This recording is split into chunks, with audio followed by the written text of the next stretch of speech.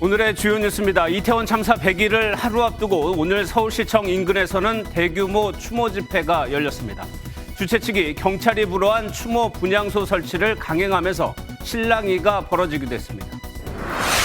민주당이 민생 파탄과 검찰의 야당 탄압 수사를 규탄하기 위해 대규모 장애투쟁을 벌였습니다. 앞서 검찰은 김성태 전 쌍방울그룹 회장을 대북 송금 혐의로 기소하고 이재명 대표의 연루 가능성에 수사를 집중하고 있습니다. 국민의힘 당권주자인 안철수 의원은 윤심은 없다며 윤심 논란을 거듭 일축했습니다. 김기현 의원은 어제 나경원 전 의원의 자택을 찾아 윤석열 정부 성공을 향해 힘을 합치자며 연대를 제안했습니다.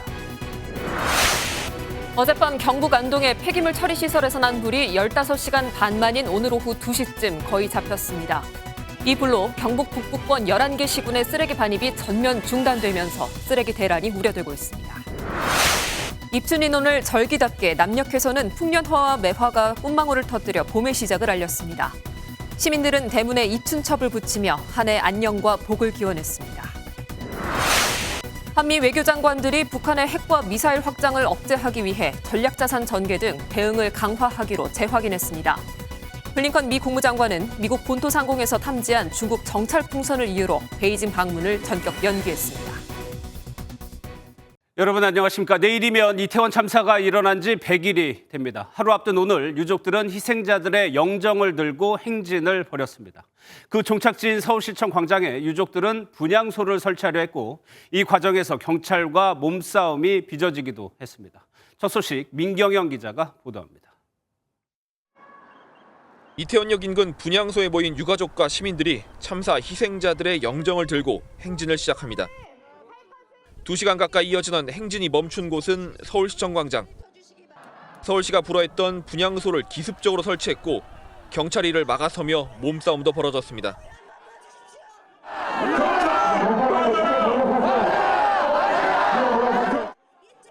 이 과정에서 유족 1명이 병원에 이송되기도 했습니다. 당초 광화문 광장 인근에서 열릴 계획이었던 추모제도 이곳 서울시청 인근으로 급히 장소를 변경했습니다. 이날 추모제는 이태원 참사에서 친구를 잃은 정신적 고통에 시달리다 세상을 떠난 고 이재현 군의 어머니가 쓴 편지로 시작했습니다. 우리 재현이 친구들 만났지? 그곳에선 우리 재현이 속마음 마음껏 털어놓고 웃고 울고 잘 살 수 있는 거 맞지? 이어 유가족 등은 윤석열 대통령의 공식 사과, 이상민 행정안전부 장관 파면, 독립적인 조사기구 설치 등을 요구했습니다. 특수본과 국정조사에서 밝혀지지 않은 많은 사실들이 있기에 저희는 독립된 진상조사기구를 위한 특별법 제정을 촉구합니다. 주최 측은 2만 명 이상의 시민이 추모제에 참여했다고 밝혔습니다. 집회 장소 건너편에선 일부 보수 집회 참가자들이 욕설을 하는 등 긴장이 조성되기도 했지만 별다른 충돌은 없었습니다. MBN 뉴스 민경영입니다. 서울 숭례문 앞에서는 6년 만에 더불어민주당의 대규모 장외 집회가 열렸습니다. 박근혜 전 대통령의 퇴진을 촉구하는 집회 이후 처음입니다. 집회에 참석한 이재명 대표는 정부를 향해 이명박 박근혜 전 대통령이 갔던 길을 선택하지 말라고 말했습니다. 국민의힘은 민주당이 이성도 양심도 상실했다고 비판했습니다. 김태린 기자입니다. 파란색 깃발과 풍선, 목도리 등을 착용한 사람들로 길이 빼곡히 차 있습니다. 더불어민주당이 6년 만에 장외 집회를 열고 검찰 수사와 민생 파탄을 규탄했습니다.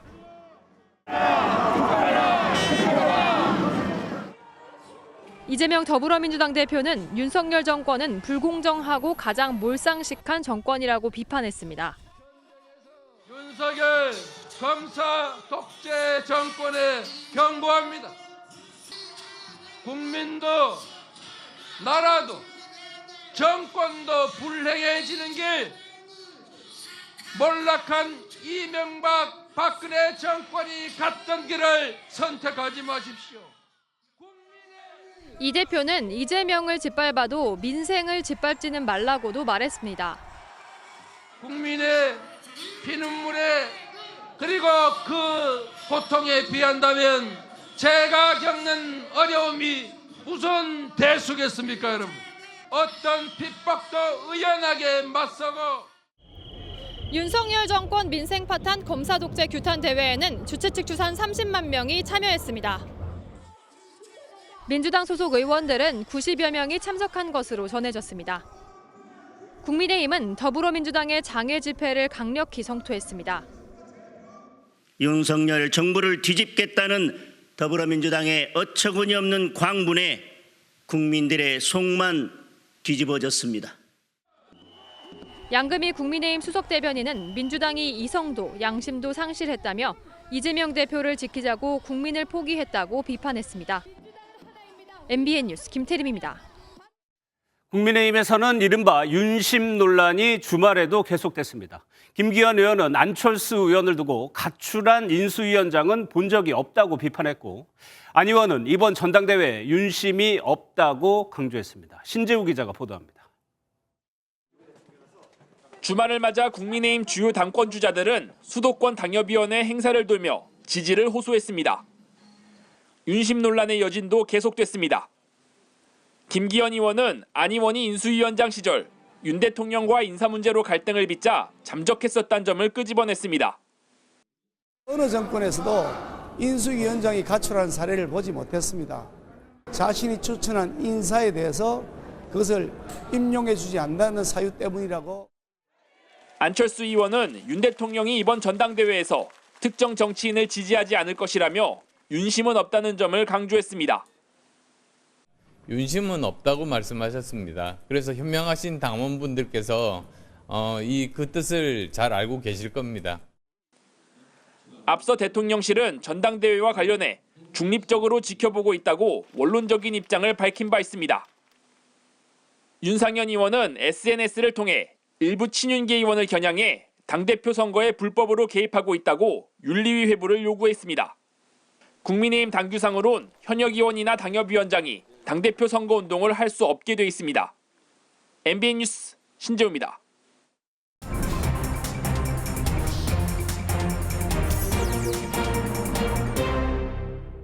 오늘 정치톡톡은 국민의힘 당권주자 소식으로 준비했습니다. 정치부 김순철 기자 나와 있습니다. 어서 오세요. 예. 지금 윤심이 어디에 있느냐를 두고 논란인데 친윤에서는 당연히 안철수 의원에게 없다라고 좀 주장을 하고 있어요. 네, 맞습니다. 친윤계의 이철규 의원은 안철수 의원이 가짜 윤심팔이를 하고 있다 이렇게 작심 발언을 쏟아냈습니다. 이 의원은 MBN과 만나 대선 직후에 안철수 의원이 윤 대통령과 단독으로 식사를 하거나 차를 마셔본 적도 없다 이렇게 말했습니다. 아, 그래요? 네. 사실상 윤심이 안철수 의원에게는 없다라는 것입니다. 이에 안 의원은 어제 친윤계를 겨냥하며 윤핵관의 지휘자는 장제원 의원이다라고 직격했는데요. 그러면서 더는 윤심을 강조해선 안 된다고 판단한 것인지 오늘은 윤 대통령도 윤심은 없다고 말했다며 미묘하게 바뀐 입장을 냈습니다. 예, 그 장제원 의원이 그동안에 언론 노출을 잘 안 했습니다. 이른바 김장연대에서 김기현 의원이 잘 안 보인다 이런 지적 때문일 수 있는데 오늘 김순철 기자가 장제원 의원하고 꽤 긴 시간 통화를 했다면서요. 뭐라고 얘기합니까? 예, 오늘 장제원 의원과 통화를 좀 해봤습니다. 장 의원은 나를 간신이라고 공격하는 건 윤석열 대통령이 무능하다고 직접 공격하는 것이라고 강력 반박했습니다.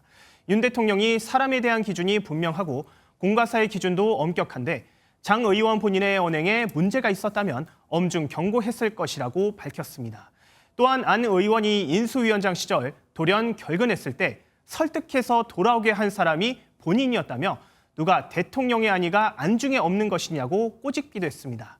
한 여권 핵심 관계자는 안 의원이 윤한연대를 언급한 데 대해 윤석열 대통령이 상당한 불쾌감을 드러냈다고 귀띔했는데요. 내가 어떻게 안 의원의 연대 대상이냐? 국군 통수권자이자 국가수반인데 당내 경선을 하면서 연대 운운하는 건 매우 무례한 일이라고 말했다고 전해집니다. 또 하나 주목할 만한 것이 김기현 의원과 나경원 전 의원이 만났다는 소식이죠. 네, 맞습니다. 김기현 의원은 어젯밤 9시쯤 나경원 전 의원의 자택을 찾아서 약 50분 동안 회동한 것으로 알려져 있습니다. 이 자리에서 윤석열 정부의 성공과 내년 총선 승리를 위해 힘을 합치자고 했고 나 전 의원은 영원한 당원으로서 역할을 숙고해보겠다고 말한 것으로 알려졌습니다. 앞서 나 전 의원은 지난달 25일 불출마를 선언할 때 전당대회에서 역할을 할 공간이 없다고 말했는데 어제 말한 역할은 다음 총선에서의 역할을 말한 것입니다. 김 의원의 이러한 행보는 안철수 의원이 최근 나전 의원 지지층을 흡수하면서 최근 여론조사에서 강세를 보이고 있다는 평가와 무관치 않아 보입니다.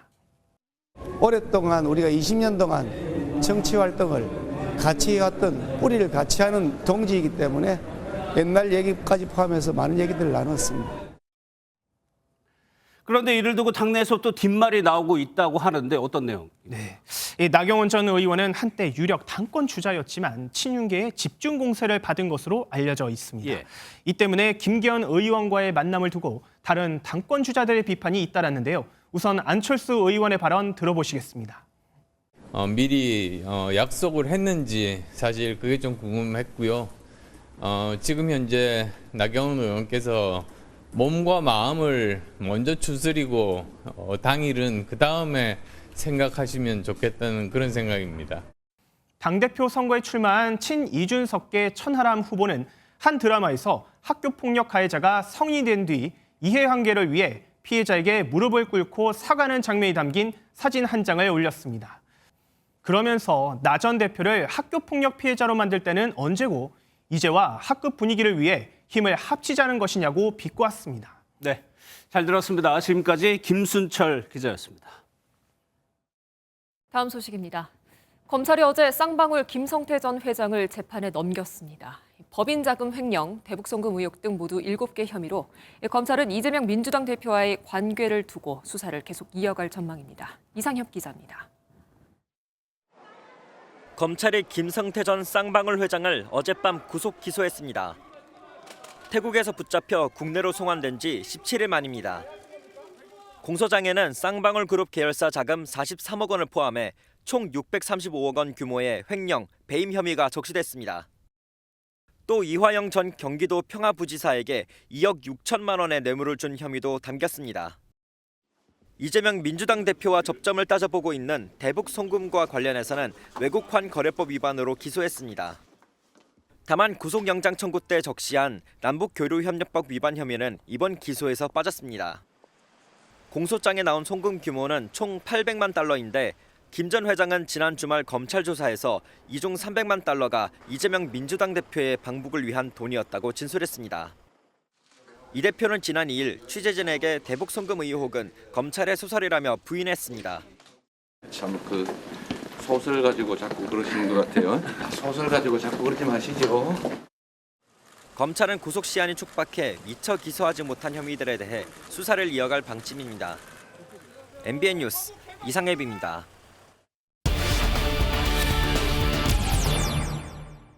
김성태 전 회장 기소와 관련해 궁금한 점이 남아 있습니다. 추성남 기자 나와 있습니다. 어서 오세요. 예, 김 전 회장이 소환됐을 때 그때 제기됐던 의혹은 이재명 대표의 변호사비 대납 의혹이었어요. 그런데 이번에는 빠져 있다. 이거 어떻게 된 겁니까? 사실 김성태 전 쌍방울 회장과 이재명 대표의 연결고리 의혹에 대해서 말을 나왔을 때 쌍방울이 이재명 대표의 변호사비를 대신 내줬다는 의혹이 가장 짙었습니다. 2018년 이 대표가 경기도지사로 재임할 당시에 공직선거법 위반 사건으로 법정 공방이 진행됐는데 이때 변호사 수임료를 쌍방울이 떠안았다는 의혹이 제기됐었죠. 하지만 김 전 회장 구속영장 청구 당시 그리고 또 어제 기소 과정에서도 이 변호사비 대납 관련된 혐의는 아예 제시되지 않았습니다. 그렇다고 대납 의혹이 사실이 아니라는 것도 아닙니다. 검찰 관계자는 김 전 회장을 태국에서 붙잡아 송환하는 과정에 있어서 시간이 상당히 촉박했다라고 설명했는데요. 우선 체포영장에 기재된 범죄 사실을 수사해서 구속했다고 말하고 있습니다. 한마디로 여러 의혹을 모두 수사해서 기소한 것은 아니라는 거죠. 예, 그럼 추 기자, 재판을 하면서 변호사비 대납 의혹도 같이 수사를 병행하겠다는 얘기인가요? 네, 그렇습니다. 검찰은 기소하지 못한 여러 범죄 사실은 현재 계속 수사 중이라고 밝혔는데요. 여러 범죄 사실 속에 이 대표의 변호사비 대납 의혹도 포함된 것이라고 보는 게 법조계 안팎의 해석입니다. 특히 지난해 9월 이미 검찰은 변호사비 대납 의혹을 수사하겠다는 의지를 드러낸 바 있습니다. 이 대표의 공직선거법 위반 고발 사건을 불기소했는데 그때 결정서에는 이렇게 적었습니다. 쌍방울의 전환사채 편법 및 유통 발행 과정에서 그 이익이 변호사비로 대납됐을 가능성을 배제하기 어렵다. 따라서 아마도 앞으로 김성태 전 회장을 수사하면서 해당 의혹을 밝히는데 초점을 맞출 것으로 보입니다. 예. 최근에는 김 전 회장과 관련해서 가장 두드러지는 것이 대북 송금 이 부분이잖아요. 네, 그렇습니다. 김 전 회장은 북한에 약 800만 달러를 보낸 혐의를 받고 있습니다. 예. 그런데 여기서 주목할 점은 이번에 기소할 때 검찰이 남북교류협력법 위반이 아닌 외국환거래법 위반죄를 적용했다는 점입니다. 처음에는 김 전 회장이 대북 송금 목적을 북한 광물 개발 사업을 위한 것이다. 이렇게 이야기했다가 진술을 바꿨습니다. 바로 경기도에 북한 스마트팜 지원 사업 비용을 대신 내준 것이라고 말입니다. 이 부분이 김성태 전 회장과 이재명 민주당 대표와 접전이 생기는 부분인데요. 이 대표 측근인 이화영 전 경기도 평화부지사가 지난 2019년 북한을 방문해 스마트팜 개선 지원을 약속했습니다. 그런데 북한 측에서 경기도가 아직 스마트팜 개선 지원을 하지 않고 있으니 대신 50억을 지원해달라는 취지로 쌍방울그룹 측에 사업비 대납을 요구해 김 전 회장이 이에 응했다는 겁니다.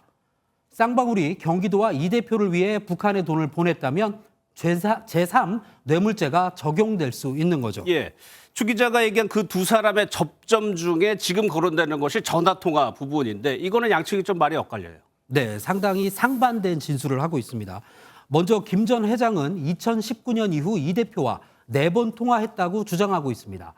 김 전 회장은 500만 달러는 경기도의 스마트팜 지원 사업 비용이었고 나머지 300만 달러는 당시 경기지사였던 이 대표의 방북을 위한 비용이었다는 취지의 진술을 한 것으로 알려졌습니다. 이 과정에서 김 전 회장은 이전 부지사를 통해 이 대표와 통화했고 당시 통화에서 이 대표가 자신에게 고맙다고 했다고 진술한 것으로 전해졌습니다.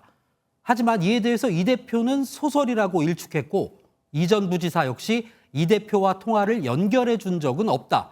또 쌍방울이 자신들의 사업을 위해 북측에 돈을 보낸 것이라며 경기도와는 관계가 없다고 반박했습니다. 검찰은 김 전 회장의 진술을 토대로 쌍방울과 당시 경기도 사이의 연관성을 구체화한다는 방침입니다. 예.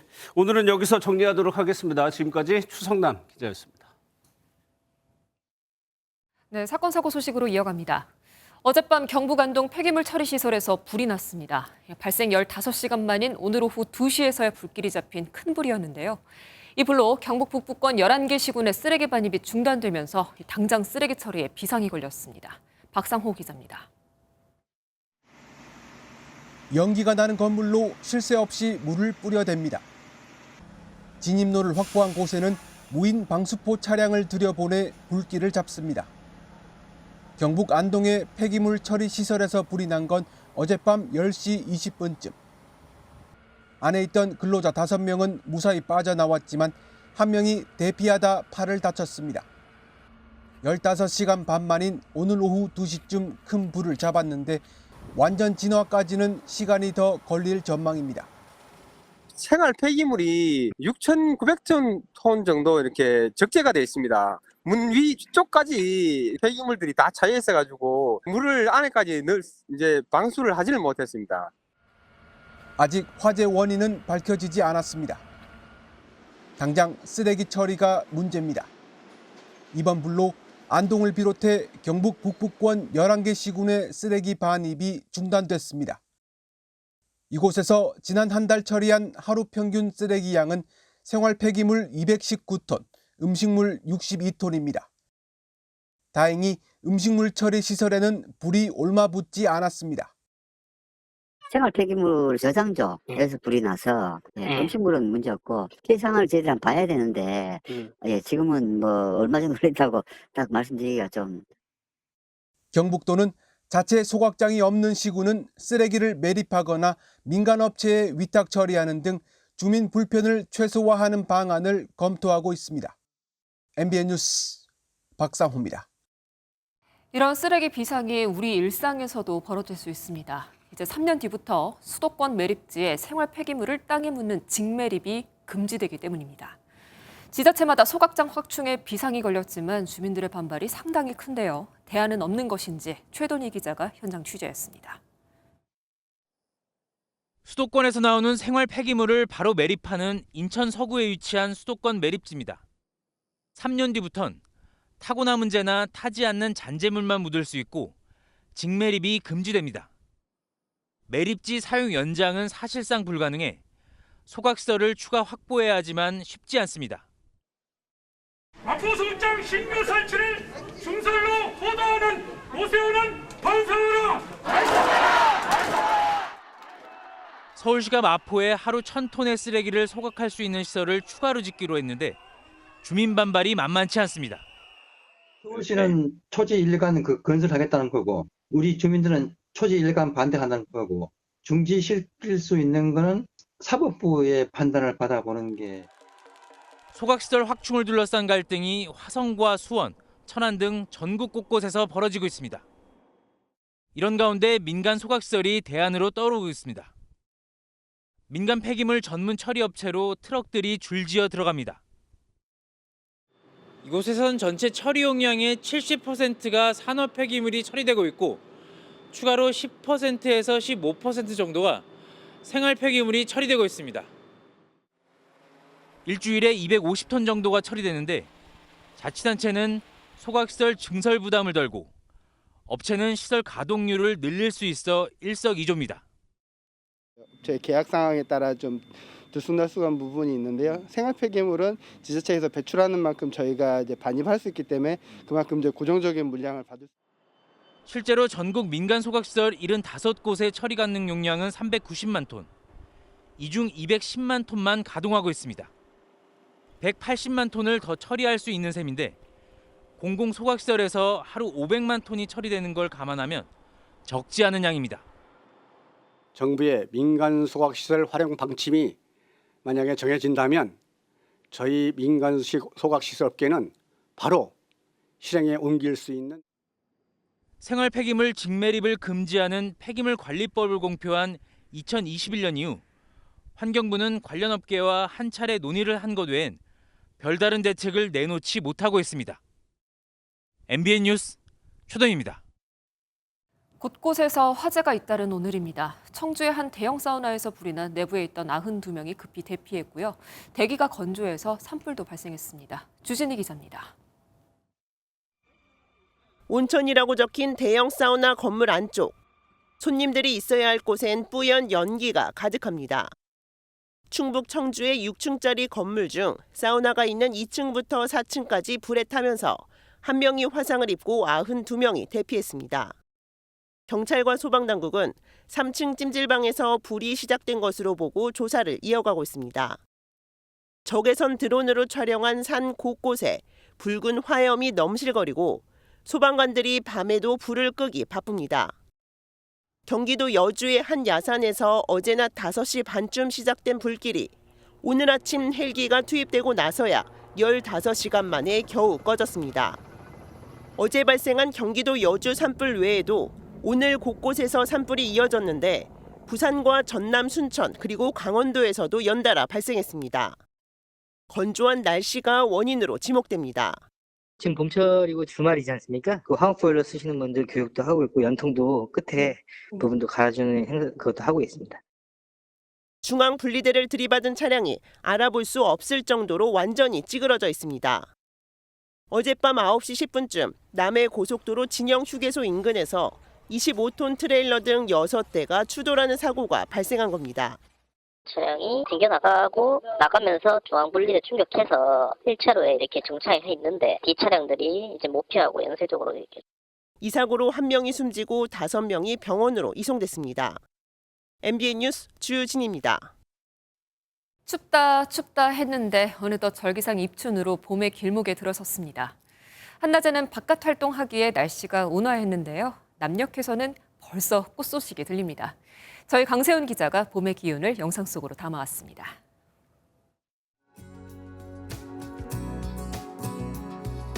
가지마다 노란 꽃이 활짝 피었습니다. 이 꽃이 많이 피면 풍년이 된다고 해서 이름도 풍년합니다. 봄의 상징 매화도 꽃잎을 피워냈습니다. 한겨울 추위를 이겨내고 핀 꽃송이마다 봄 기운을 듬뿍 머금었습니다. 아, 이제 시작이구나 하는 그런 느낌으로 바라보니까 더 예쁘기도 하고. 입춘대길 건양 다경. 부심차게 움직이며 봄이 왔음을 써내려갑니다. 한옥마을 뒷문에는 입춘첩이 걸렸습니다. 토끼띠 어린이들이 한해 복을 빌며 봄의 문을 활짝 엽니다. 봄이 왔으니 크게 길하고 경사스러운 일이 많이 일어나길 기원한다는 마음을 담은 문구입니다. 신명나는 풍악소리에 마을 전체가 들썩입니다. 유네스코 문화유산에 등재된 필봉 농악 행사가 3년 만에 열렸습니다. 굿을 좋아하는 모든 분들 1년 12달 365일 부자 되시고 건강하시고. 흥겨운 가락에 광장 가득 모인 사람들도 신이 난 듯 어깨춤을 추며 장단을 맞춥니다. 그리고 두 손을 모아 저마다 소원을 빌어봅니다. 가장 처음으로 가족들 건강했으면 좋겠다라고 생각했고, 두 번째로 저 이제 3학년 되는데 올 한 해 열심히 공부해서 좋은 성적 거뒀으면 좋겠다고 얘기했어요. 어느 해보다 추웠던 겨울을 밀어내고 봄의 기운이 가득한 하루였습니다. MBN 뉴스 강세훈입니다. 한미 외교장관이 워싱턴에서 회담을 하고 북핵 위협의 확장 억제 강화를 다시 한번 확인했습니다. 회담 후 기자회견에서는 중국이 띄운 정찰 풍선에 관심이 집중됐습니다. 워싱턴 연결하겠습니다. 최중락 특파원. 네, 워싱턴입니다. 먼저 외교장관 회담부터 살펴보죠. 어떤 논의가 이루어졌나요? 네, 한미 외교장관은 70분 동안 북한의 핵과 미사일 위협을 포함한 외교 안보 현안을 논의했습니다. 회담에서는 한반도 비핵화 원칙을 재확인하고 북한의 핵 위협에는 확장 억제를 한층 강화하기로 합의했습니다. We are committed to strengthening extended deterrence while maintaining a robust combined defense posture. 특히 박 장관은 한미일 공조로 북한의 불법 자금 흐름을 차단해 북한의 핵 개발 포기와 대화 복귀 메시지를 줄 것이라고 강조했습니다. 블링컨 장관은 미국의 확장 억제에 대한 한국 내 우려 여론에 대해선 핵과 재래식 무기, 미사일 방어 체계를 포함해 모든 범위의 자산을 이용해 방어할 것을 약속했다고 재확인했습니다. 이번 한미 외교장관 회담에서 가장 큰 관심 가운데 하나는 한미동맹 70주년을 맞아 윤석열 대통령의 상반기 미국 국빈 방문 추진과 관련된 논의였습니다. 이와 관련해 박 장관은 블링컨 장관과의 회담 이후에도 방문 시기와 형식 등과 관련해 확정된 것이 없다며 말을 아꼈습니다. 그런데 기자회견장에서는 중국의 정찰 풍선에 관심이 집중됐다면서요. 네, 조 블링컨 미 국무장관은 한미 외교장관 회담 이후에 곧바로 중국 베이징으로 출발할 예정이었습니다. 하지만 중국의 정찰 풍선이 미국 상공에 여전히 남아있다는 소식이 전해지면서 블링컨 장관의 방문이 전격 연기됐습니다. 한미 기자회견장에서는 예상보다 1시간가량 늦어지면서 기자들 사이에서 북핵보다는 중국 풍선이다, 이런 말까지 나왔습니다. 블링컨 장관은 아예 한미 외교장관 회담 기자회견에 양해를 구하면서 정찰 풍선 얘기로 시작했는데 직접 들어보시겠습니다. I'd just like to briefly address the presence of the Chinese surveillance balloon in U.S. airspace. I spoke this morning with Director of the CCP Central Foreign Affairs Office, Wang Yi, to convey that in light of China's unacceptable action, I am postponing my planned travel. 정찰 풍선을 민간 비행정이라는 중국의 해명에 대해 중국과 실질적인 대화가 불가능하다며 방문 연기 이유도 설명했습니다. 특히 미국의 주권을 침해한 것이라며 강력히 비판했는데 이 얘기도 직접 들어보시겠습니다. I made clear that the presence of this surveillance balloon in U.S. airspace is a clear violation of U.S. sovereignty and international law. 미 국방부는 이후에도 또 다른 중국의 정찰 풍선이 중남미를 지나고 있고 안전을 고려해 물리적 조치를 취하지 않고 있다고 설명했습니다. 중국의 정찰 풍선에 대해 이곳 워싱턴의 분위기는 매우 격앙돼 있습니다. 한편에서는 감히 중국이 미국 영토를 감시하나 분위기가 함께 미국 기자들은 정찰 풍선에 중국 방문을 취소한 것으로는 부족하다며 바이든 정부가 중국 대응 수위를 높여야 한다, 이런 목소리가 커 보입니다. 지금까지 워싱턴에서 전해드렸습니다. 중국에서 들어온 단기 체류 외국인 중에 코로나 확진자가 한 명도 없었습니다. 중국에 가해졌던 강력한 방역 정책이 예상보다 빨리 해제될 가능성도 나오고 있습니다. 이혁준 기자입니다. 중국에서 들어오는 단기 체류 외국인은 지난달 2일부터 모두 코로나19 PCR 검사를 받고 있습니다. 검사 초기 확진자 비율이 30%를 웃돌기도 했는데 어제 단기 체류 입국자 164명에선 처음으로 0%를 기록했습니다. 누적 8.6% 양성률에 비해 확진자 발생이 크게 줄어든 겁니다. 0시 기준 양성자는 0명이고 검사 건수 중 5건은 미결정으로 재검사하고 있습니다. 이에 따라 중국발 코로나19 유입 우려로 강화한 방역 조치를 조기에 완화할 가능성이 커졌습니다. 중국발 입국자에겐 단기 체류자 전수검사 외에도 음성 확인서 제출과 단기 비자 발급 제한을 이달 말까지 적용할 예정이었습니다. 충분히 우리가 좀 감내할 만하다든지 하는 판단이 되면은 2월 28일까지 되지 않더라도 그 전이라도 저희로서는 해제 여부를 검토하겠다. 중국도 보복 조치로 지난 1일부터 한국인 입국자를 대상으로만 PCR 검사를 의무화하고 양성일 경우 격리를 시행 중이어서 양국이 동시에 입국 규제를 해제할 것으로 보입니다. 국내 확진자 역시 실내 마스크 해제 이후에도 감소세를 유지하고 있습니다. 0시 기준 확진자 수는 14,624명으로 토요일 발표 기준으로 지난해 7월 2일 이후 가장 적었습니다. MBN 뉴스 이혁준입니다. 중국이 지난해 말 제로 코로나 정책을 폐기하면서 두 가지도 함께 사라졌습니다. 바로 PCR 검사소와 격리 시설입니다. PCR 검사소야 바로 없애면 되지만 수십만 명까지 수용해야 하는 대형 격리 시설은 처리가 만만치 않습니다. 베이징에서 윤석정 특파원이 보도합니다. 불과 3개월 전만 해도 중국 남부 광저우시 외곽엔 한 번에 30만 명 이상이 머물 수 있는 초대형 격리시설 공사가 한창이었습니다. 我们与时间赛跑，1小时倒排工期，争分夺秒，争取为本次疫情提供最大的支撑。 하지만 팡창이라고 불리며 중국 전역에 수백만 개 이상 지어졌던 이 격리시설이 방역 정책 완화로 처치곤란이 되고 말았습니다. 지방정부는 고심 끝에 크게 4가지 방향으로 시설을 처분하고 있습니다. 2022年下半年，全国掀起了轰轰烈烈兴建方舱的热潮，结果疫情突然就放开了。这些方舱医院怎么办呢？其实呀，这些方舱 체육관이나 전시장을 개조해서 만든 격리시설은 원상 회복시키고 도심 외곽 시설의 부지는 주차장으로 활용하기로 했습니다. 그래도 남는 시설은 병실로 활용하거나 주변 기업 근로자의 숙소로 쓰일 예정입니다. 일부 지역에선 격리시설 내부를 개조한 뒤 해외에 임시 숙소로 팔기로 했다는 말도 들립니다. 불과 2-3달 전까지 제로 코로나의 상징이었던 격리시설이 이제는 한시 바삐 처분해야 할 애물단지로 전락하고 말았습니다. 베이징에서 MBN 뉴스 윤석정입니다. 작전 수행 중 조난당한 전투기 조종사를 구하러 가는 이들, 바로 공군 항공구조사입니다. 조종사가 만약 요즘 같은 추운 날씨에 물에 빠졌다면 구조에 주어진 골든타임은 단 15분이라고 하는데요. 그 혹한의 훈련 현장이 공개됐습니다. 저희 김태희 기자도 직접 얼음물에 뛰어들었는데 그 훈련 장면 함께 보시겠습니다. 얼어붙은 저수지 한가운데 전투기에서 비상탈출한 조종사가 구조를 기다립니다. 조난당한 위치를 알리려고 조종사가 연막탄을 피우자 주황색 연기가 솟아오릅니다.